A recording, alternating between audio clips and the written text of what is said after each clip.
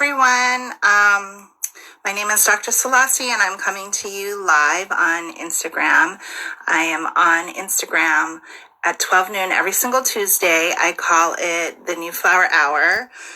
Again, my name is Dr. Selassie. I'm the author of Aging Brilliantly, which is a book that came out in March 10th. And so I originally started doing these weekly Instagram lives in order to promote my book, Aging Brilliantly, which I actually don't have a copy here on my desk because otherwise I would show you. But because the book came out the same time that this SARS-CoV-2 virus came out, or came here, I've had a little competition with my marketing, but that's okay because I'm finding that these times are actually really fascinating, and there's just a lot of talk about what we should be doing as to keep ourselves healthy. And I think that this is great. This is where naturopathic doctors come in and where naturopathic doctors really excel, because what we're finding is that people who are healthy and have been practicing healthy things, like I discuss in my book is the subtitle is like Eat, Move, Rest, and Socialize Your Way to Long Life. But what I'm finding is that if we eat and we move and we rest and we socialize, I say we should physically be distancing, but not socially distancing. We should be like talking to our friends on Zoom and calling up our parents and reaching out to our high school friends and like really getting social, because that's what's going to keep us happy and that's what's going to keep us motivated. Hold on. And in any case, I have a little flaxseed stuck in my throat. Anyway, so I've been getting some really good questions about this virus, and, everybody's kind of up in arms about poor old elderberry, and Echinacea has been causing some little debates here and there, and I think people are just buying things off the shelf and swallowing tons of things like zinc, and you have to also be mindful about that. So I wanted to talk about it a little bit. And first I wanted to say that it's really, really important for you all to get in touch with your medical doctors or, naturopathic doctors, which I know is kind of, a lot of them aren't available right now, and I get it, but a lot of naturopathic doctors are, and a lot of us have converted, like myself, I've converted to telemedicine because I am not seeing anyone in my physical office, which is here, and I'm so blessed that I get to be in my office every day because I love this space, but I'm not seeing any patients here. I am seeing all my patients via Zoom. So what I wanted to talk about is there's a lot of speculation, a lot of people talking about what is really important for to prevent this virus. And we really only have a few clinical trials that are recorded in the NIH on this virus, which is called SARS-CoV-2, which causes the disease called COVID-19. So we've got a few studies on hydrochloroquinone, which I'm sure you've heard has been in the news. It's traditionally used for people with autoimmune disorders. And also the brand name is Plaquenil or chloroquinone. And then or chloroquine, I'm sorry. And then there's, let me make sure I'm saying it right, chloroquine and hydroxychloroquine, which is also known as Plaquenil. There's some studies on some antivirals, of course, like ones that they've used on other things like the flu. There's a couple studies on vitamin C. There's one study on vitamin D. There's some studies on Chinese medicine and herbs, and some studies on nutrition and antioxidants. And when I say some, I mean like 3. I mean, there's none really. There's not really much. This virus is brand new. That's why they call it the novel coronavirus, meaning it's brand new. We've not seen this SARS virus before. So there's also one on nitric oxide. There's one on colchicine. There's one on honey, which I thought was interesting. And I'm getting a lot of my information from a lot of my colleagues. So Dr. Peter Bongiorno, who is a naturopathic doctor here in Manhattan, he used to work or did an internship at NIH, and this is what he listed off on his Instagram account. about what clinical trials there are. There's really none. I mean, very, very few as compared to some other things. And things like hydroxychloroquine and chloroquine are definitely there's going to be a few more of those studies because there's money to back it up versus something like elderberry or echinacea. There's not too many pharmaceutical companies with millions and millions of dollars that would back up a trial on elderberry or echinacea. Like echinacea, for example, is an herb that I love, and I love echinacea for what's called stimulating the immune system. But what seems to be best about echinacea is that you don't take it until you need it. That seems to work the best. And once it seems to be work the best is like you feel something coming on, you feel a little tickle in your throat, you're feeling like a little fatigue or you're feeling some malaise, then you take an echinacea immediately. Those who take an echinacea like continuously and over a long period of time, like I would say more than 2 months, they're not going to get such a nice, strong response to echinacea as a body that hasn't really gotten the support of echinacea for a while. So echinacea is definitely one of those ones that you want to take a little break from here and there. And why everybody is freaked out about herbs is because what happens, the way that COVID-19 eventually kills someone is it increases the cytokine response, which is an immune response that your body does when it fights viruses. And what happens eventually is these immune cells, these IL-6, they're called, or interleukin-6, they cause what's called this cytokine reaction where you're getting a stimulated immune system. And then eventually what happens with some people that are have diabetes or high blood pressure or some kind of asthma or respiratory disorder, eventually their body might produce what's called a cytokine storm, where the body just goes into the immune system goes into overdrive and then starts to basically attack yourself, so you're starting to attack the lung tissue, you're starting to attack the vital organs like the kidneys, for example, and that's why people go into respiratory failure and or kidney disease. In the case of respiratory failure, they get pneumonia on top, or something happens to them called ARDS, which is where you can no longer get enough oxygen. The little pockets in the lungs are destroyed, that you're no longer having an oxygen exchange with the tissues there, because your lung tissue is destroyed.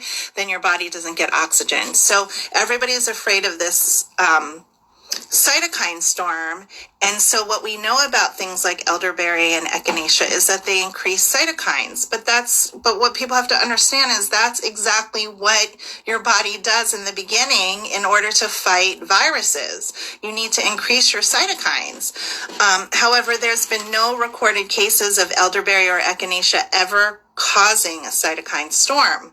Right? And that's the thing about, and this was pointed out by a naturopathic doctor, Dr. Casey Holland. I watched some of her videos, and I think she's absolutely right. Like, we have to understand that herbs are powerful and food is powerful, but we can take them, moderately. And she talked about people who were juicing celery every day. Some of them, not all of them, some people got kidney stones, or they had high oxalates in their body because they were concentrating the celery. So I guess what I'm saying is you've got to really dose properly and with the guidance of your naturopathic doctor. I think that that's really important. You can't just be throwing supplements down your throat, but at the same time, these things are generally safe,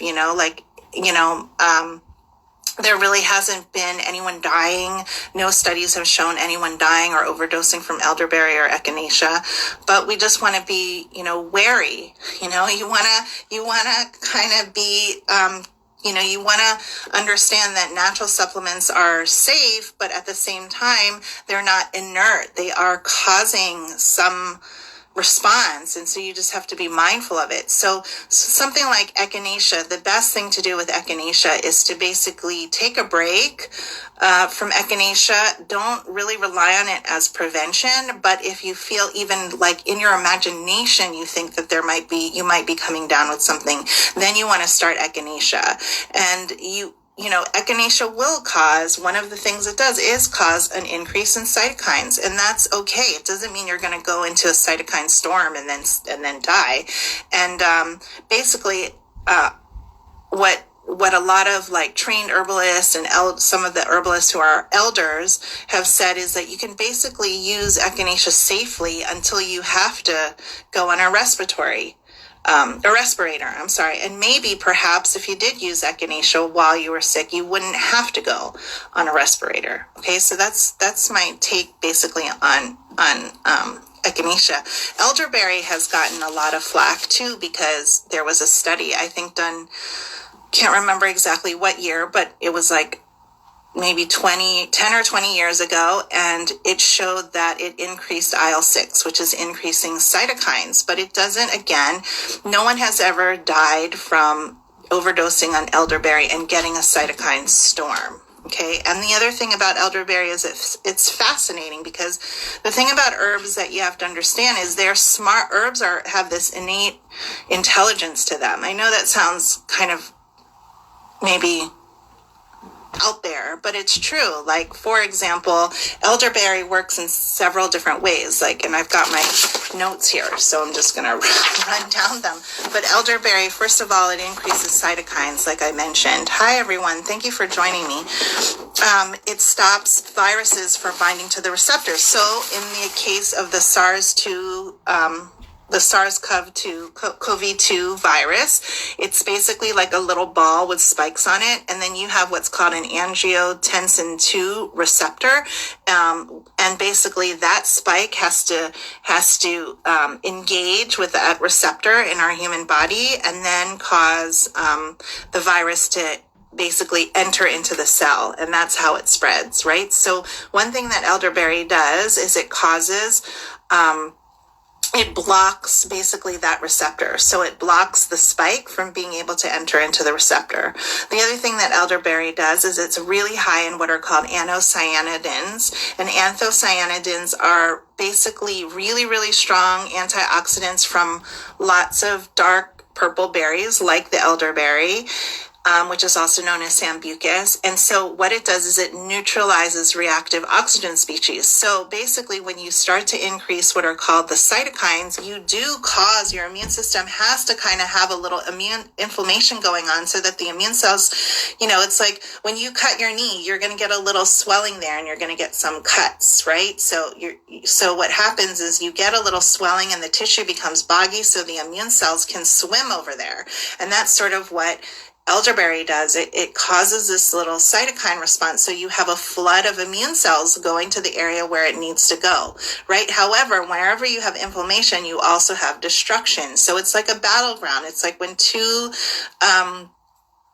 there's an African proverb, and it talks when two elephants are warring or having a battle, then the ground suffers. And it's the same thing when two elephants are making love, the ground suffers. So it's like, that's how you have to look at inflammation. Sometimes it can cause destruction in the area, but it's something that's good for your body in the beginning, right? So what happens is these anthocyanidins from the elderberry basically neutralizes those reactive oxygen species, which are sort of like the results of the battle going on between your immune system and this virus, and you have a little destruction there, and it's causing these free radicals, right? So anthocyanidins are powerful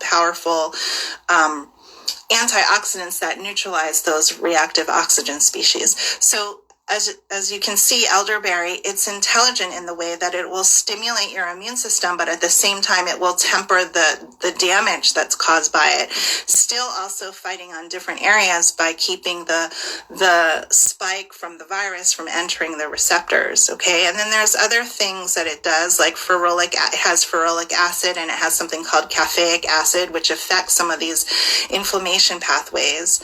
It's also high in quercetin, and I'll talk about quercetin a little bit, because quercetin is what's called a zinc ionophore, which helps zinc enter into the cells. So you want to have zinc entering into your cells to protect you, because zinc can basically decrease the severity and decrease the length if you were to get COVID-19.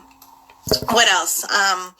The other thing that elderberry can do is it can block what's called viral budding. And like I said, so it's really working. Elderberry is really working on multiple ways, and it's kind of like an immune modulator. And if you know what I mean by modulating something, it means it can stimulate the immune system and it can also calm it down. So elderberry is really smart. It's really smart. But the thing is like when you don't know something and you're just like throwing it down the hatch plus other things, you also have to be careful. Like let's say, there's different things happening. Like let's say you're a diabetic. A lot of the elderberry prepared on the market today is made into a syrup with a whole ton of sugar in it. So by weakening if you're a diabetic and you throw your blood sugar up by taking something like a teaspoon of sugar, then you're also weakening your system, So there's just different, the point of my message today is it doesn't just mean that just because elderberry and echinacea are herbs, they're inert and you can just swallow bottles and bottles and pills and go crazy and buy them off the shelves. Like use them smart, you have to be smart about it. And ideally, I really encourage you to, call your naturopathic doctor and work with your naturopathic doctor, because if you have underlying conditions like, for example, diabetes or high blood pressure, or you're a male over 60, or you have COPD or asthma or things, you have to be really smart about some of these herbs. So we know, and though I mentioned in the beginning, there aren't any studies with elderberry and echinacea and this SARS-CoV-2 virus that causes COVID-19. We do have studies that tell us about how elderberry works and how echinacea works, right? I mentioned Dr. Peter Bongiorno, who's a naturopathic doctor who so conveniently listed the studies on an Instagram post. Another one that, really talked a lot about elderberry in his video called In Defense of Elderberry is Dr. Mark Iwanicki. He's also a naturopathic doctor, and I really hope I'm saying your name right, Dr. Mark Iwanicki, but that's his Instagram. And he talks a lot about all the different ways that elderberry works. And another really good one that talks about pathology and physiology and the different ways that herbs work is a Dr. Casey Holland. It's K. Her Casey is spelled with a K, and she's really great. She has a good video on echinacea and a good video on elderberry and what we know and how it works and why you should or should not be careful. And remember, I am a naturopathic doctor and I have an understanding about these herbs, but I am not your naturopathic doctor. So I am not giving medical advice. I'm just this video is for educational purposes only. The other thing that another really good naturopathic doctor to watch is Dr. Tina Moore, and that's Tina with an I, Tyna. And Dr. Tina Moore did a post about this virus that went viral. So she's also a really good naturopathic doctor that you should follow.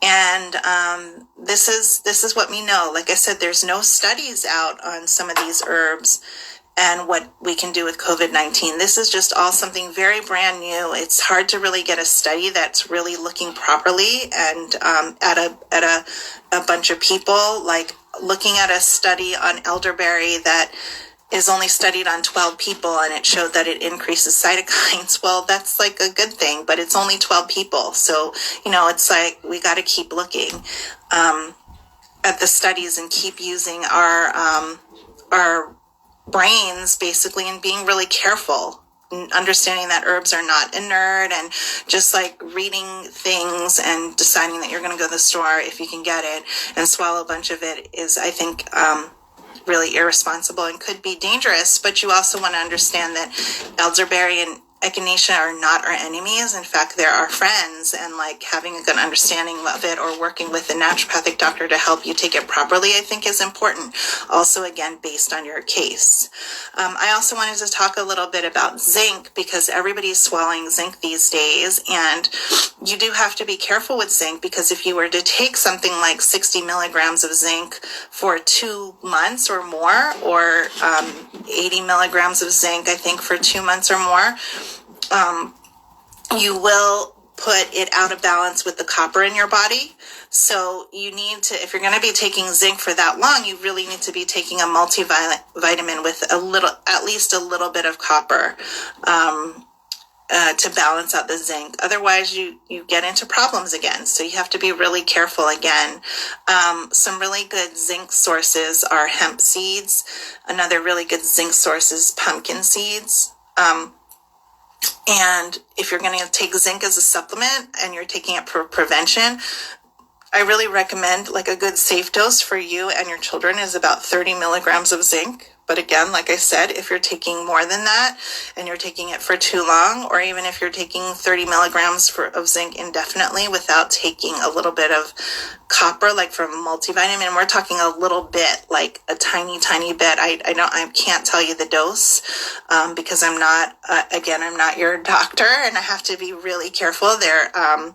They're looking at us naturopathic doctors, and some might even be bold enough to say they're killing some of us naturopathic doctors. So again, I am not giving you any kind of, I'm not giving you any kind of medical advice, and I want you to talk to your doctor. But zinc, what it appears that zinc does is it reduces the severity and the duration of COVID-19 or any kind of virus. And one way that it does that is when the zinc comes into the cells, it basically blocks something called replicase. So it keeps the virus from replicating, right? And then there's some things called zinc ionophores. And zinc ionophores are things like quercetin, which comes from citrus fruit, and what's called ECGC, which is basically green tea. It's epicatecholgalatin hexate, catechin. I can't remember what the ECGC stands for, but it's in green tea, and it's a really powerful antioxidant, and it's also a zinc ionophore, so it helps zinc come into the cells.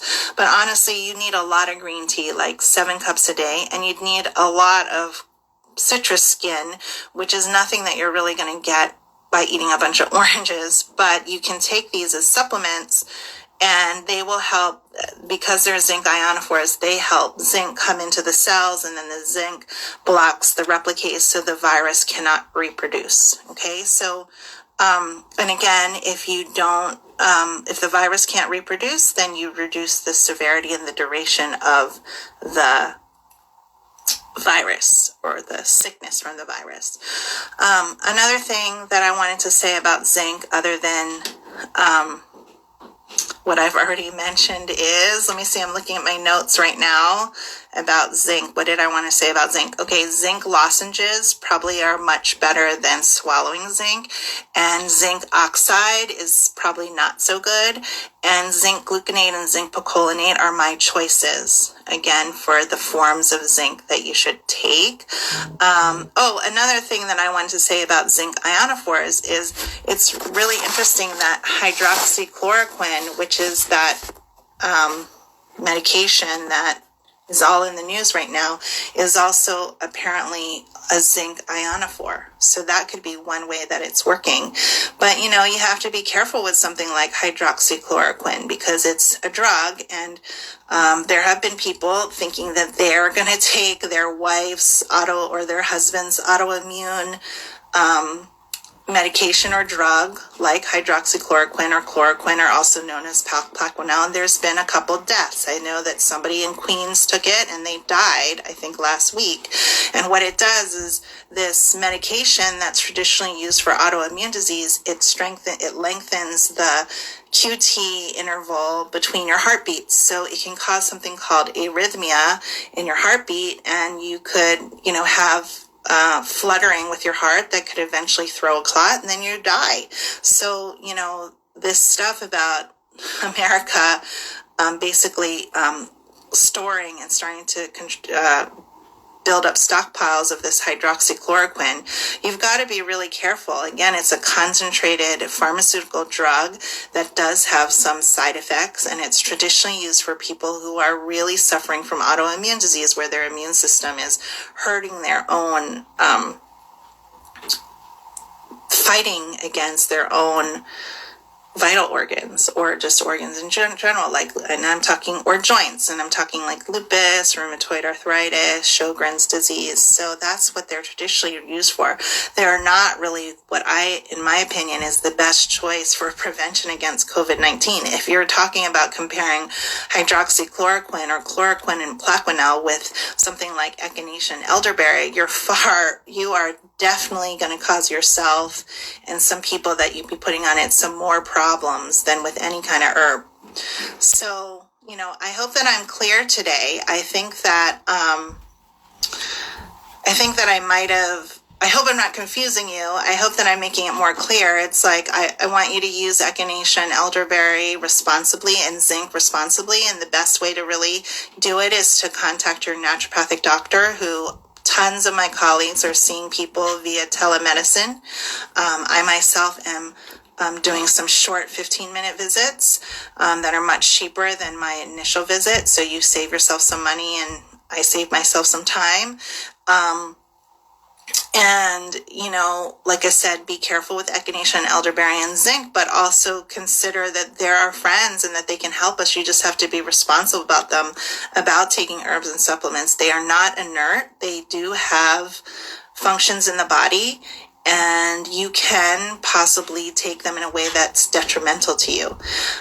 So these are just what I wanted to say today. I did get a question from Nina today about Echinacea, so I hope I answered it. And I hope you all just stay well and stay healthy. Like I said, I'm the author of a book that came out March 10th called Aging Brilliantly. And it's all about living a long life and living a healthy life and aging well. And the little subtitle is How to Eat, Move, Rest, and Socialize Your Way to Long Life. And then instead, this whole SARS-CoV-2 virus came out. SARS-CoV-2 virus came out, and some of my patients coming down with COVID-19. And I started to really realize, even though my book is about eating, moving, resting, and socializing your way to long life, it's also the way that you stay healthy during this really strange time where I'm in New York, so I know tons of people that have this. Thank God no one I know has died from it, but somebody in my husband's class, one of his students' parents died from this COVID-19. And so anyway, the ones that I think are really thriving right now are the ones that are eating well and exercising in quarantine and resting, taking this time to catch up with their sleep and getting enough rest. And the ones that are, in my book, I say socialize your way to long life. And one thing that I like that Dr. Jaquel Patterson, another amazing naturopathic doctor, said is that we should be physically distancing, not socially distancing, which I think is great because social distancing, it has a different connotation. We should be socializing. We should be reaching out to our brothers and our sisters and calling our mom and our dad and calling those old friends from college or high school, or consider this a good time to cultivate a brand new relationship. Like I have a couple people who have reached out to me that I'm kind of meeting through, other business owners that I'm kind of meeting through this. And so we're going to schedule some virtual coffee meetups. Okay. So you should be socializing, and this should be family time. My children, I have 5 of them. 4 of them are homeschooling, and we have never had so many meals together. And I think that that's lovely. And I'm really glad because my oldest is 16 and I just want to have a couple more sit down dinners before she's all grown up and leaving the house. And I see that, I was kind of thinking that having 5 little girls, well, not little, the littlest is 3 and the oldest is 16, but having 5 of my children in this tiny Brooklyn home is going to be a lot of arguing and sibling fights, but instead I'm seeing a lot of bonding, which is really, really lovely. Them all hanging out on the couch together. They're showing each other things on their tablets. We're playing some games. We're doing some art. And if you have that time, and, I know that some people are kind of scoffing at that and saying that's ridiculous because I'm so freaked out about, not me, but people are saying that's ridiculous. You shouldn't be baking pies. You should be thinking about the economy. Well, I mean, you have an opportunity right now to take this time as a pause where you don't have to meet people, you don't have to commute anywhere. So try to take this time to take care of yourself. Thank you, everyone. I'm glad I answered your questions. Thank you for sending love out to me. I send you all so much love. I really am really hoping the best for our human community and the world at large. Like, I'd really love it if we could just all bond together and try to think about taking care of our elders and taking care of the most vulnerable, instead of having this sort of American bravado where, like, I'm not going to be hurt and I'm going to go out there. Like, this is a time to really take care of our essential workers and really thank them and show lots of gratitude and bake those apple pies and be with your family and take time to rest and practice a lot of self-care. Here in New York at 7:00 every single day, everyone stands out on their porches and they bang some pots and they clap, and it can be really moving. In fact, just talking about it right now, I'm getting some goosebumps. And I think it's really to thank our first responders and the people that are in the hospitals and carrying bodies out and receiving people and driving people to the hospital and all this kind of stuff. And it can be really, really sad. People who haven't seen their sick ones. I know lots of people who have their parents in nursing homes and they can't visit them now because it's dangerous. But like here in New York, there's a real kind of camaraderie where we're all, when we come out, we like can clap and give each other bang some pots and give each other some praise and be thankful for our first responders. And that's what I'd love to see. I'd love to see more of that. I'd love to see more love. That's what this is, maybe an opportunity for us to do, is more love, less fear, less worry, and just a lot more love. So that's all I have to say for you all today. I hope that I didn't get you more confused about Echinacea, elderberry, and zinc. And I hope that I gave you a lot of resources. I mentioned a lot of naturopathic doctors that you should be following on Instagram. If I'm a lifestyle naturopathic doctor, some of these naturopathic doctors are really amazing at explaining biochemistry and really looking at the studies and saying how, what ferulic acid does and all that kind of stuff. So keep staying educated and keep staying well. And just keep loving yourself and loving your family and loving humanity. My name is Dr. Selassie. Thanks for watching. I'll see you next Tuesday at 12 noon.